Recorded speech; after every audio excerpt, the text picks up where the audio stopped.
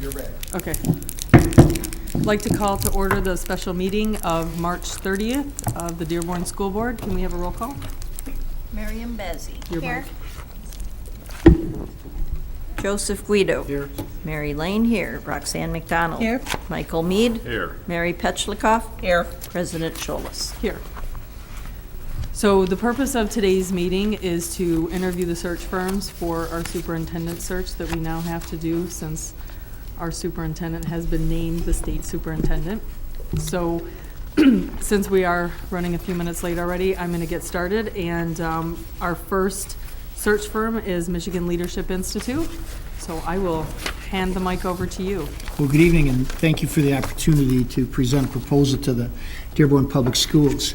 Again, it's always a pleasure to be in Wayne County and be here in Dearborn, having served as a superintendent in Wayne County myself for 18 years and having lived about 55 years of my 65 years in Wayne County. I have an affinity for Wayne County.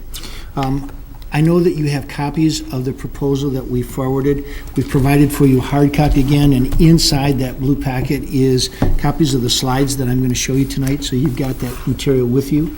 You can go through that wherever you want. I want to make sure you know who the Leadership Institute is. We're a preeminent search firm. We've been engaged here in the state of Michigan exclusively for going on 17 or 18 years at this point.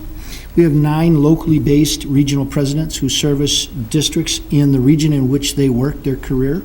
So my work is almost exclusively here in Southeast Michigan, as that's where my professional connections are strongest. I do some work in other parts of the state as the president and CEO of the Michigan Leadership Institute, only upon request of prior clients. I just finished a job, for example, in Traverse City, Michigan. We have a proven track record of success. We've done over 225 superintendent searches here in the state of Michigan, both local school districts and ISDs. So we've got, I think, a strong base. We're a Michigan-based business. We're housed here in the state of Michigan. We do our work almost exclusively here in the state of Michigan, and our search work has been exclusively here in the state of Michigan. We were established in 1998 by my mentor and colleague, Dr. Tim Quinn. Tim started the firm back in 1998, led the organization up to about 6 years ago when he transitioned out of the day-to-day activities with the organization, and I took over as president and chief executive officer. Still have a tight relationship with Tim, and on occasions we pair up together and do projects together. We're a privately owned for-profit business. We pay our taxes here in the state of Michigan. This is where we live and work. Our 2 consultants that would work on this search, if we were fortunate enough to be selected as your search firm, and myself as the president and chief executive officer, I'll be on the ground here. I would be here for all of the activities within the district. And my colleague Tim Quinn will work with me as a consultant. Tim's got strong ties to a national candidate base through his work with the Broad Academy for Urban Superintendents. He just recently worked with Ray & Associates, as a matter of fact, on the state superintendent search. And so, again, he has those strong contacts across the state. What do? We do a lot of different things. Basically, our role, as we see it, is to assist boards and their communities in the selection of peak-performing leaders to serve as school district superintendents. We know that strong leaders make strong organizations, and so that's where we really have diverted our attention over the last 18 years. We conduct research into leadership and the benefits that public schools and governance teams can get from forming those strong partnerships. We conduct academies that are designed to prepare those who aspire to the superintendency. And I know we've had several of your administrators in our Superintendent's Academy over the last several years and have always found them to be strong participants along the way. We provide assistance and governance to governance teams as they prepare for and implement dynamic planning processes, strategic planning in another context, and we mentor school leaders as they move forward into their new roles along the way. I'm not going to go through a whole lot of the search process. You've got this all in advance and in your packets. I'll let you ask questions about that. But again, just a couple of things that I would highlight is we think it's very important that this search be your search, This is your one employee that you hire directly who works directly for you as the superintendent. So we want to be in a position to assist you in making that selection, not do it for you. We want to try to make sure that throughout this process, there's ample opportunity for stakeholders at every level to be directly involved and provide input into the process, while at the same time preserving the decision-making for the Board of Education along the way. Secondly, as we talk about how do we involve the community, there are a lot of face-to-face activities, but one of the new features that we've added recently is one that we call Talk to Us. And when we would start the search, we would ask you to put a button on your district homepage so that any member of the school community could tap into that two-way communication directly to me at the Leadership Institute. They have an option to request a response or not request a response. That stuff comes back to them in a very timely manner, but gives us another opportunity to have another vehicle for people to provide input along the way. We pride ourselves in the quality of the candidate pools that we have been able to bring to boards of education for them to choose from. My goal always is to give a board 4 to 6 candidates who have the credentials and the pedigree to be able to do the job in an impeccable fashion, and then really it's up to the board to determine who's the best fit for your school district along the way. In terms of the search process, we'd want to meet with you and help you work through all of those specific activities. Specifically, the calendar piece is an important part. Generally, in a full search, we're looking at 12 to 14 weeks to do the whole thing beginning to end. And obviously, if you're starting around the 1st of April, you're looking at finishing up sometime right at the very end of June. I think that's important for you to realize, because as soon as you hit that July 1 timeline, you begin a new school year, and most superintendents' contracts begin with the school year, and people are less likely to move right after starting a new school year. So we'd want to move fairly quickly and get things rolling as quickly as we could if we were selected as your search firm, to make sure that that timeline's there. It's kind of deceiving, because when you look at it, there's about 6 weeks that's a time period set aside for candidates to contemplate their interest in the position and to submit electronic applications, etc. So during that 6-week period, there's not a lot of direct activity for you as board members, but there's a lot of activity for us as a search consultant, tapping into candidate pools and encouraging people to look at the district and express interest in the particular position. When we get to the very beginning and the very end is the time frame when the board's very busy. And as you know, the end of the school year is a typically very busy time for boards of education with all the year-end activities. So we'd want to make sure that we can get dates on schedule ASAP so that we're not conflicting with commencement activities and other end-of-the-year activities along the way. We would work through you. We'll do the initial screening of the applicants, but we want you to see every single applicant that's submitted for this position. I would tell you, based on my experience, about 99.9% of the applicants will request confidentiality as provided by Michigan law, which allows them to submit an application and at their written request keep those materials confidential until the point at which you as a board determine you want to interview them. At that point, it all becomes public. But that being the case, I still want you to have an opportunity to see every single application that comes in and to hear from me as to why I think and why my colleague Tim Quinn believes that these are quality candidates who would be quality people for you to look at, or why we think that these are people who don't have a clue what this job is about and you ought not waste any more time with their applications. We'll help you through the interview process. We'll do a workshop with you to talk about that interview protocol. We'll bring to you a pool of potential questions and solicit your involvement in your desire to modify and or change any of the questions along the way. Typically, our first interviews are about 90 minutes in length, with a second interview where we would ask candidates to come and spend a full day in the district and then finish their day in the district with another hour-long interview with the board. A little less formal, but more of an opportunity for you to really dig into those final candidates. We would encourage you to consider doing a site visit to the home districts of those two candidates, not because we think you're going to find any great surprises, but rather to look for congruence between what a candidate said they would do in an interview and their ability to demonstrate evidence that they're doing that in their current position. We know the best predictor of future behavior is past behavior, and if they're not doing those things in their current position, they're not likely to do it here either. And then it's a matter of communicating with unsuccessful candidates, mediating a contract document. And we want to make sure that once you finally settle on a candidate, that you can sign them. It doesn't do anybody any good to go through an entire process and then get to the bitter end and find out you can't come to an agreement with that candidate. So we want to make sure that we're there to help you along the way. Why do we think you should select MLI? Number one is our experience, and I would say to you that there is not another superintendent search consultant currently working in Southeast Michigan that has more experience than I do in conducting superintendent searches for school districts here in Southeast Michigan. And if you look at our experience across the state, over 225 successfully completed superintendent searches. Second is the accessibility. We're local, we're here 4 or 5 days a week for sure, and when necessary on the weekends as well. So it's never a matter of having to say, let's do something, distant communications. It's going to be face-to-face at every step of the way. We're a Michigan-based corporate office. We're here in Michigan. You can contact us anytime. We left my business card in each of those blue packets for you. I encourage board members to feel free to call me on my cell phone, to email me, to text me, send me a message with any question you have along the way.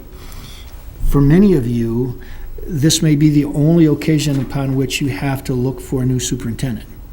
We're doing it every day. So we want to be in a position to be the person who's there to support you and guide you and help you and answer your questions along the way. There's no such thing as a question that's too simple or inappropriate. Ask me anytime. I would want you to do that. Our experience, we think, is really deep. We've had great success in not only finding quality candidates for boards, but finding candidates who have the capacity to stay a long time. When you look at the average tenure of a superintendent in the state of Michigan, it's between 2 and 3 years. We don't think that's sufficient time for boards and communities to realize the benefit of a superintendent's skills. So we want to find candidates that will be here 5, 6, 7 years along the way as a minimum.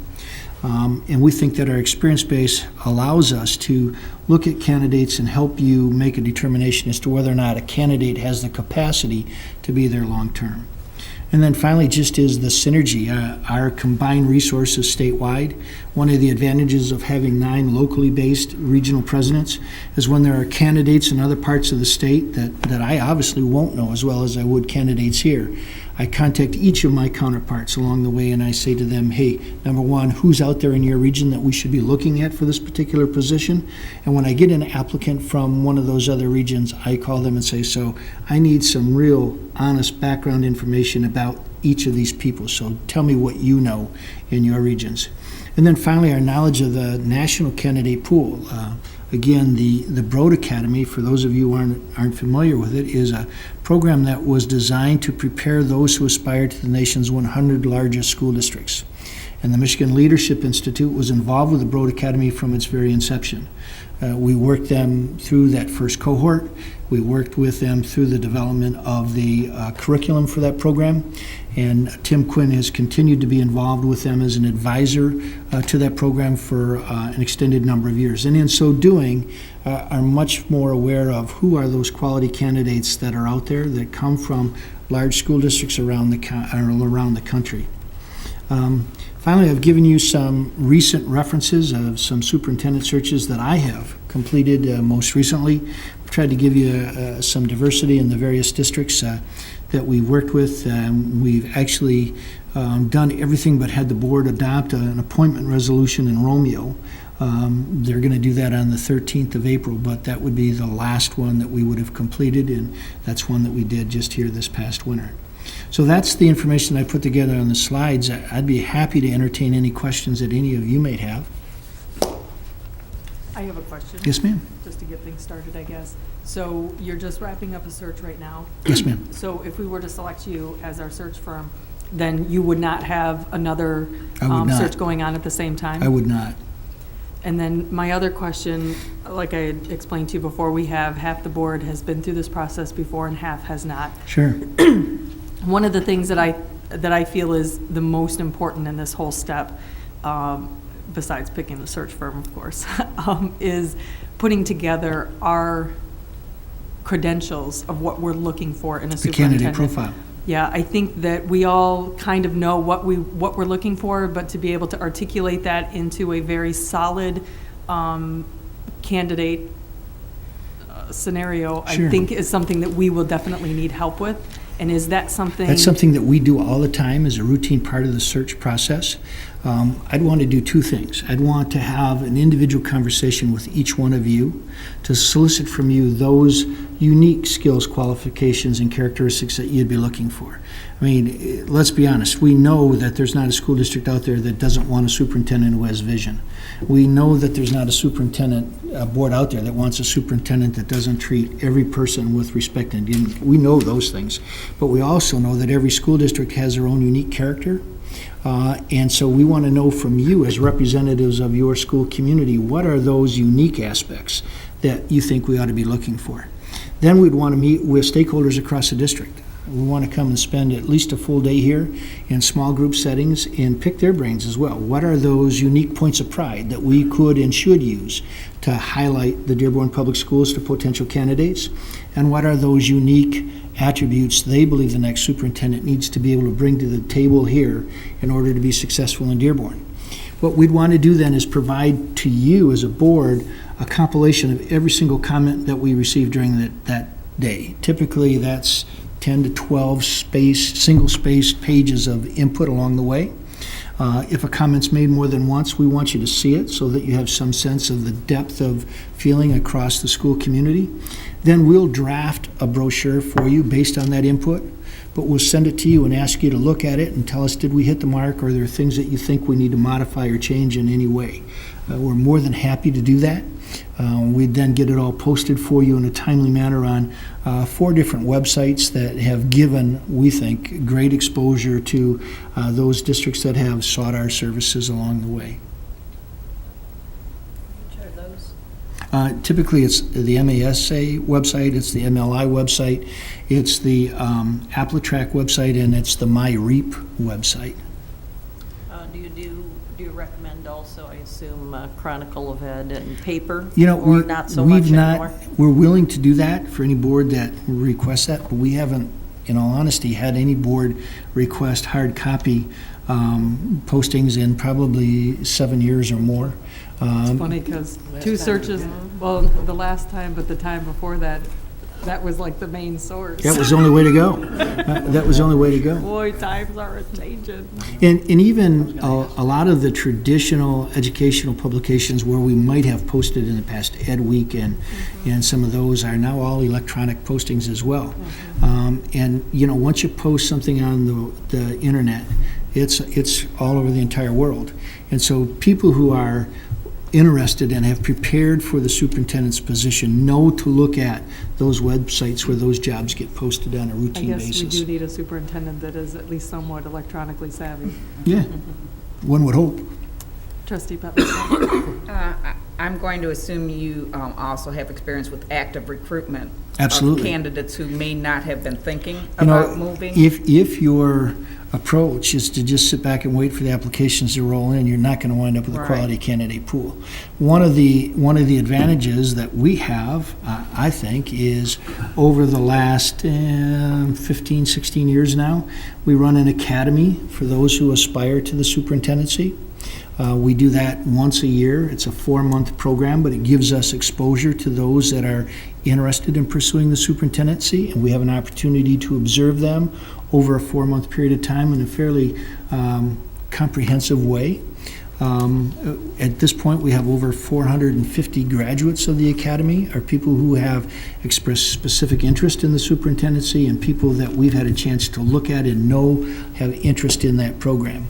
Upwards of 30% of the sitting superintendents in the state have been through our academy. So it's not just people who come through our academy that get hired in our searches. In fact, there's probably a higher percentage of our graduates from our academy that get hired in searches done by other firms than what get hired in our own search. And that's great. I mean, our goal is to make sure that local school districts have quality superintendents no matter who's doing the work. It's the future of public education in the state.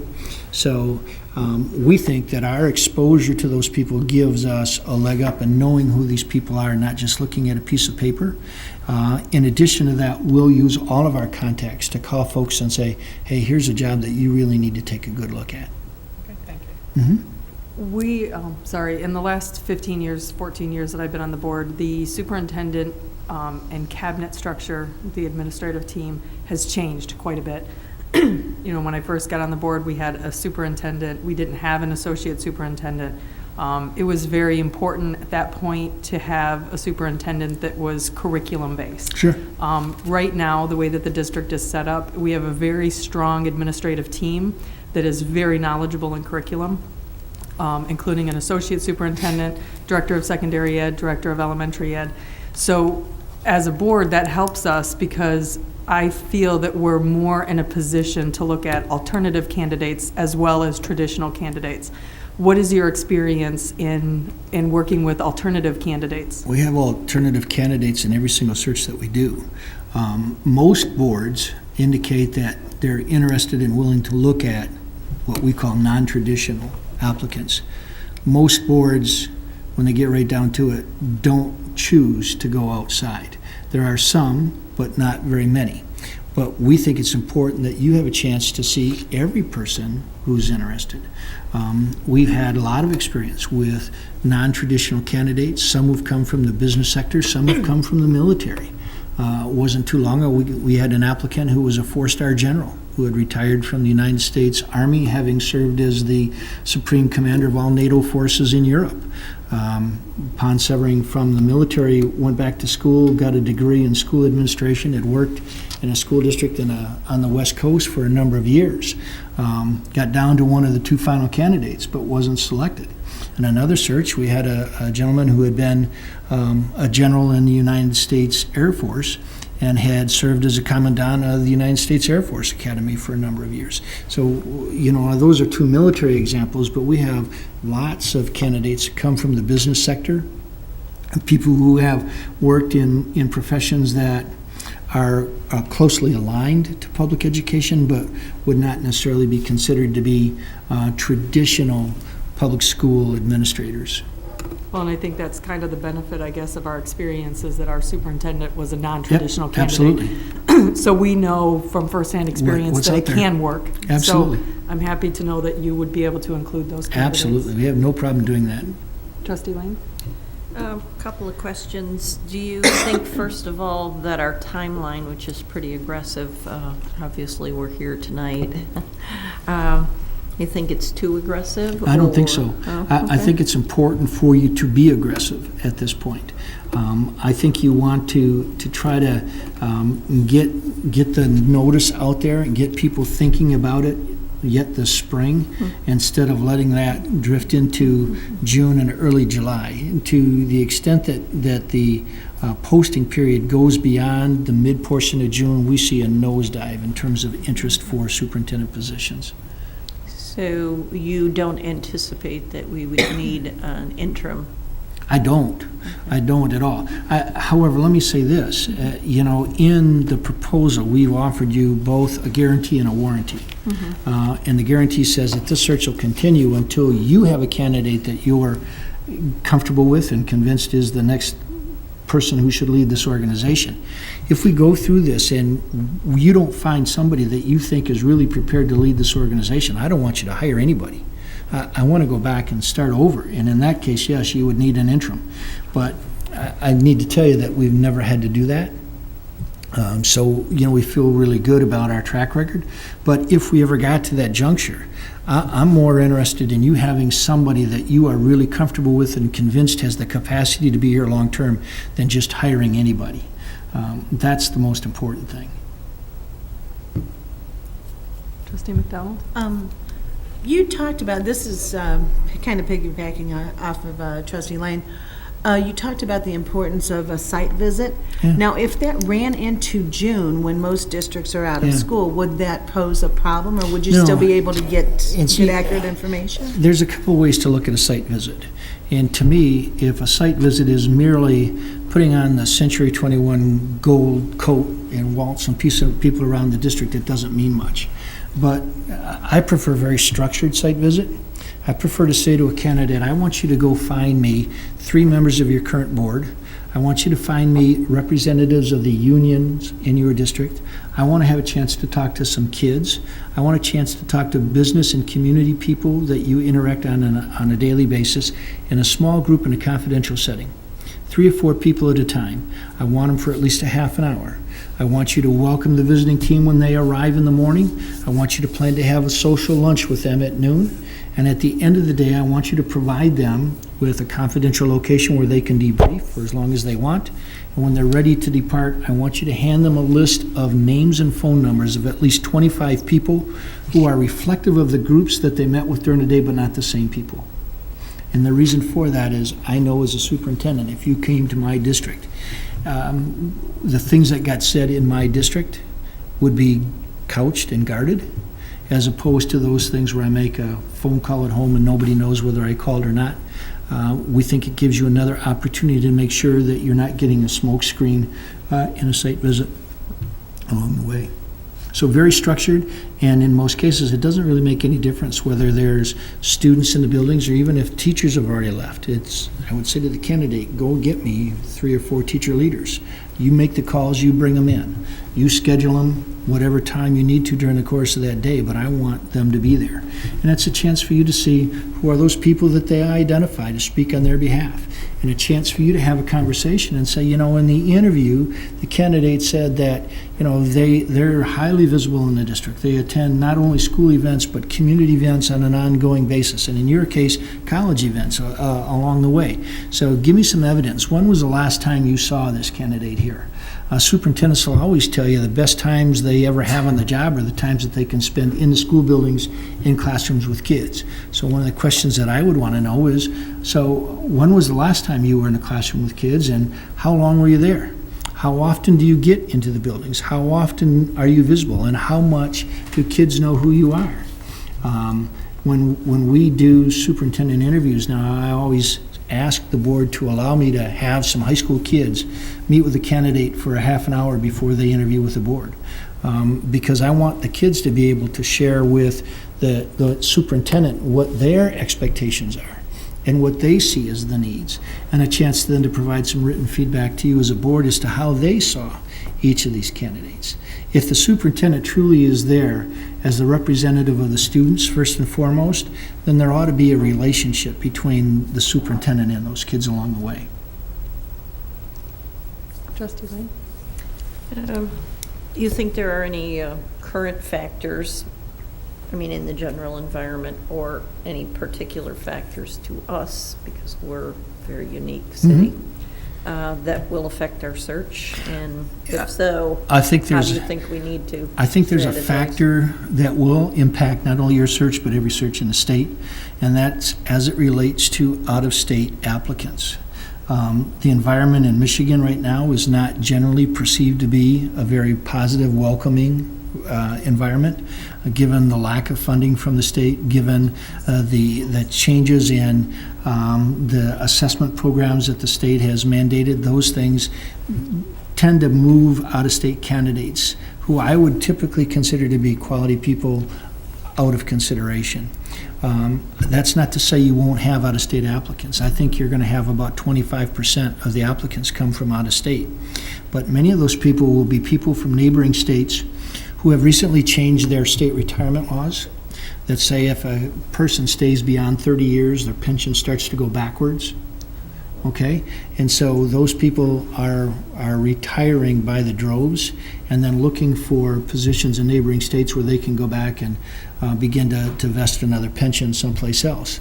That's not typically the kind of candidate that I think we really want to look for. I want somebody who has Dearborn in their sights as a destination, not someplace that I'm just willing to go to take a job and invest a pension. I want somebody who wants to be here in this school community and wants to be here long-term.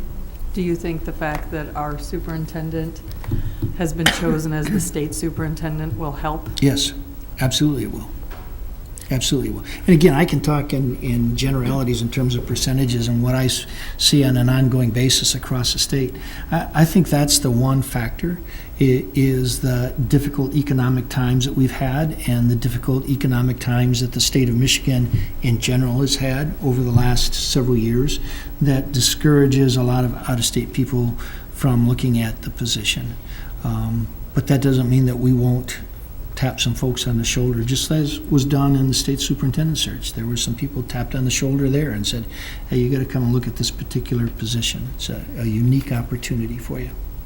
Trustee McDonald? I just want a little clarification, because when I was reading through the information of the Yep. different firms, yours as well as another firm said that they were both involved in the recent superintendent search, but yours was just Dr. Quinn? Is Yes. that- Okay. Yeah, 'Cause that the didn't Leadership make sense Institute to me chose first. not to submit a proposal to the state, and in large part because we just felt that that was going to be a very, very political, difficult search to work with, and that they would be attracted more to firms with strong out-of-state connections.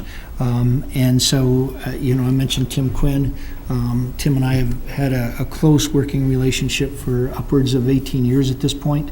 And when it came to that, we talked about it, and I said, Tim, I'm not going to submit a proposal to the state board. If you want to work with Ray and Associates or somebody else, go forth with my blessing. Just find us a good state suit. And so he did.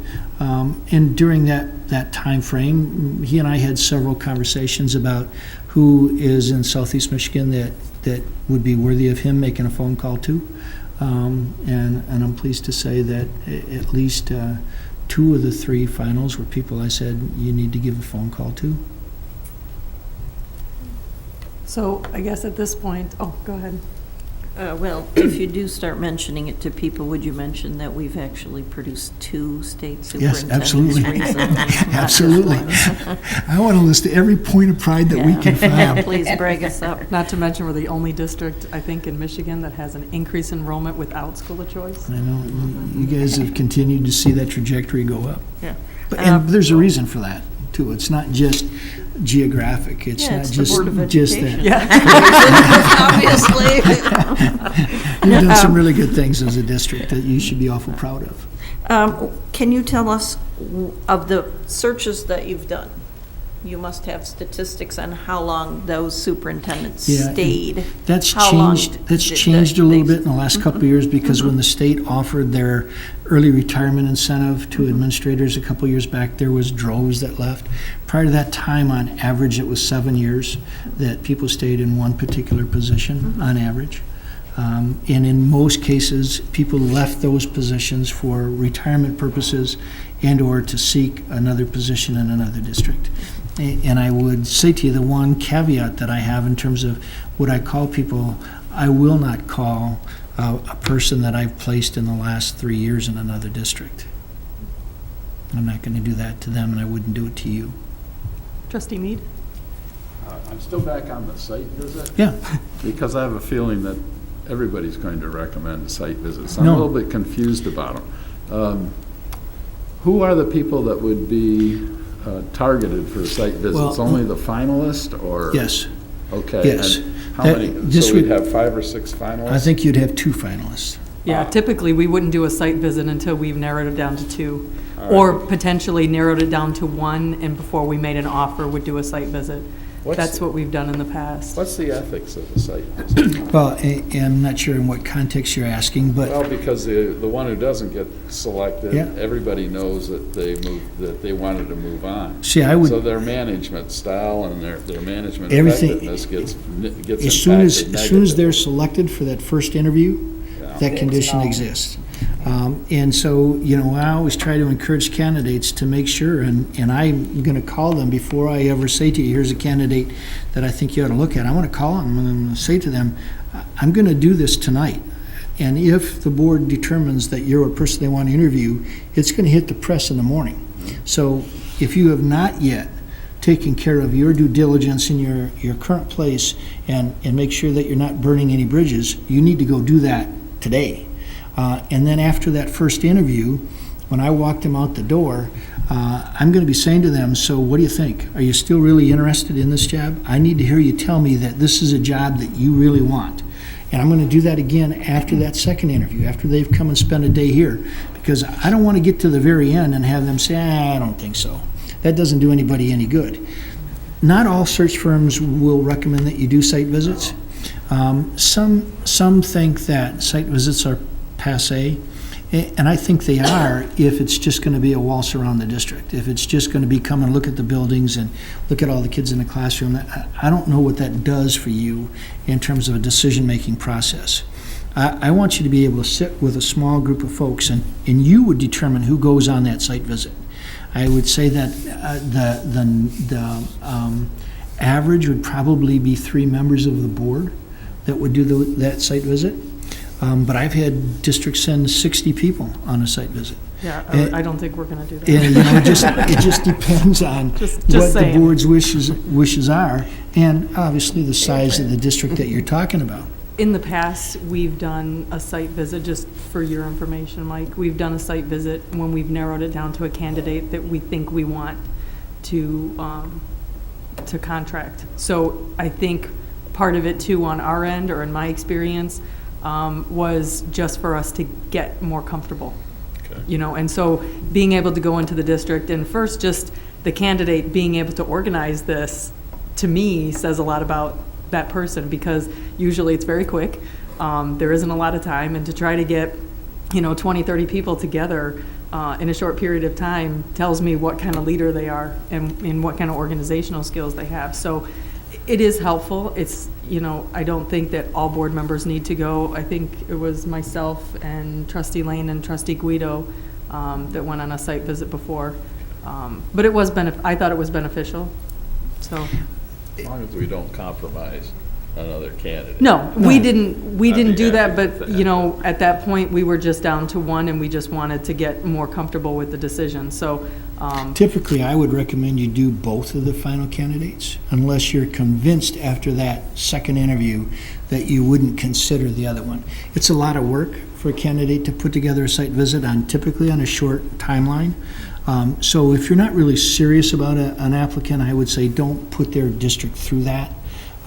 But if you're still somewhat uncertain, and I've had lots of boards say to me, I wasn't so sure about doing the site visit stuff early on, but I'm so glad that we did it, because it's either confirmed for me clearly my perceptions of a candidate, or it has made me change my mind about a particular candidate.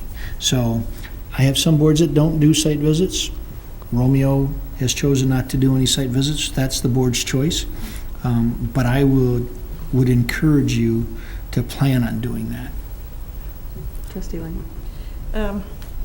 Since curriculum style largely supposedly will be a common core, how important do you think a curricular leader is? And do you think being a classroom teacher is really important for us at this time? I think the deeper experience base you can find in a candidate, the better off you are, and the better off they are. The reality is we're in the business of education, and it's difficult for somebody who's coming from completely on the outside. Even Brian had some connections to public schools and had connections for a number of years with superintendents and administrators across Oakland County. He knew what those issues were and had a chance to be in a lot of schools. But you've got teachers out there that we expect to be able to document that they're highly qualified to do their job, that they've really developed the academic preparation to do their job. And to say to them, it's imperative that you have that as a classroom teacher, but we don't expect that of the other professionals that we hire, I think makes it more difficult for the superintendent to be able to lead those employees on in the future. Is it absolutely essential? Heck no, I would not tell you that. But in general terms, I think the deeper the experience base that you can find in a candidate, the better off you are. Trustee McDonald? I know we're running short on time, but quickly, can you tell me, like, the scope of your reference checks, and does that include a background check? And, I mean, do you go We on don't- social media, or We what all do you? do a little bit of all of that. Okay. You know, when it's all said and done, the district still has to do the criminal background check through the state police. But anybody that we're going to recommend that you interview, we're going to talk to people directly. And generally, if you look at our application, I do not ask for written letters of reference. I know what I'm going to get with a letter of reference that a candidate's going to give me. What I want is a name and a telephone number. I want to be able to call somebody, and I want to be able to talk to them directly. And one of the questions that I want to ask them is, who do you know that would give me a different read on this candidate than you've given me? So I want to see as many different sides of a candidate that I possibly can. And then I want to use our own internal networks to find tertiary and fourth level references. Somebody who knows somebody on the board in that district who can tell me what we're really looking at. So let's get down to the meat and potatoes Yeah. of what we really, at the end of the day, need to look at also. Unfortunately for us, this isn't something we do a lot. Yep. And some of the board members have a little experience with this, some of them don't. And so the pricing structure on all 4 of the search firms is different. So I want to give you an opportunity to explain your pricing structure Sure. so that we know what to expect. Typically, when we price a search, we look at $1 a kid. And you can see that we're substantially lower than that in this case. And I spent a fair amount of time looking at it. In part, I came in lower based on the fact that I've done a search for your district in the past. And secondly, that I just think as our volume of work diminishes, then so will our pricing structure. And as I mentioned, on the 13th, I just have to go to the board meeting and have them adopt a resolution, and then I'm done with searches that I have in progress. So I'm willing to look at a lower rate than I might normally look at in order to do it. The rate that we did in Traverse City, we proposed that at $10,000. They have about 11,000 kids. We actually did it for $7,500 because they said, we don't want you to have to do anything with the search brochure. We'll take care of all of that. So I didn't do any community forums there whatsoever. The district did all that stuff. And so when we say in the proposal that we can customize our pricing structure, if there are activities that you don't think are germane or that would be advantageous, can we make modifications? You bet. But generally, we look at $1 a kid unless we've had some experience with the district in the past and/or our volume of work is beginning to trail off. And this is the time of the year typically where that begins to trail off.